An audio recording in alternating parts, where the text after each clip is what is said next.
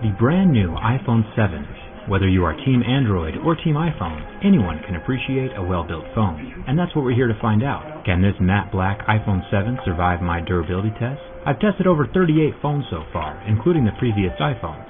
So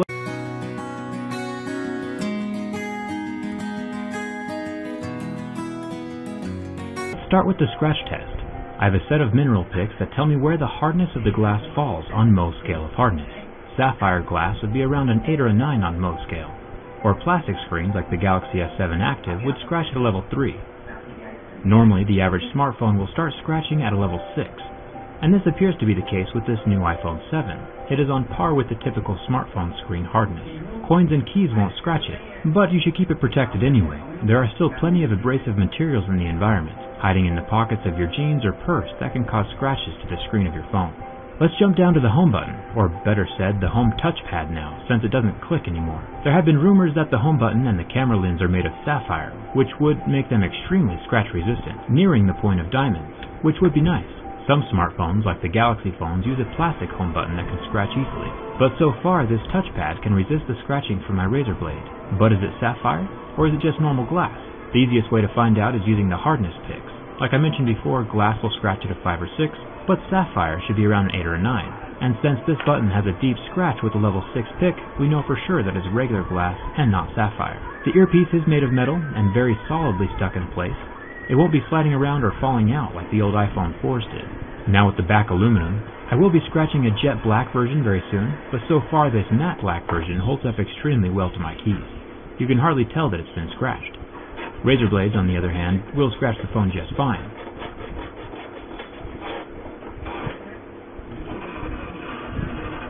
And this is why I always keep my Razer blades in a separate purse. You should too, unless you want one of these $800 aluminum curly cues. Now for the camera lens. This glass piece is protecting the new 12 megapixel camera inside of the phone, and is definitely scratch resistant, which is awesome.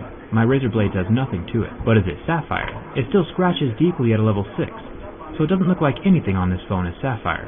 Sapphire does have its pros and cons, but I'll save that for another video. Next to the camera lens, we have what Apple is calling the Quad LED True Tone Flash.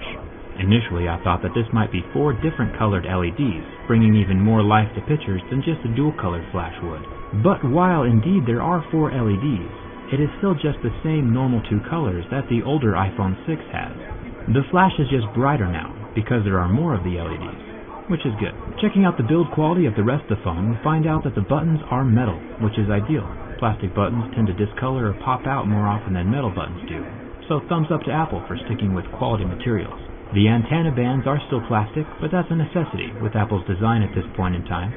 If you remove these antenna bands, no more cellular connection.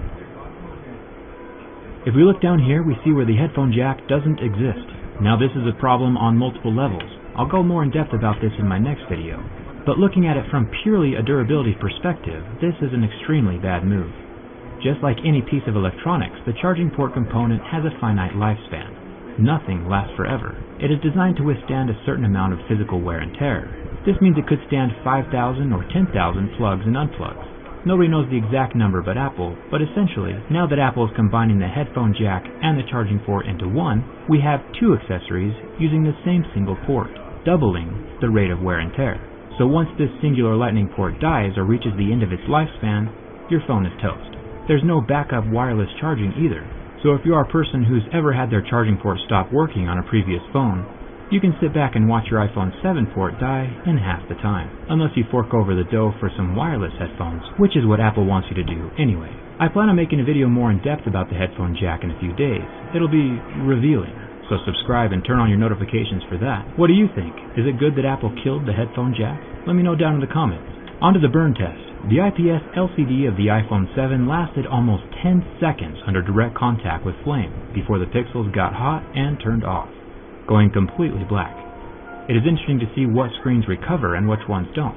Samsung AMOLED screens currently turn white and do not recover from flame. The iPhone, however, completely recovered and functions as normal. It is cool to the touch within seconds. Now the bend test.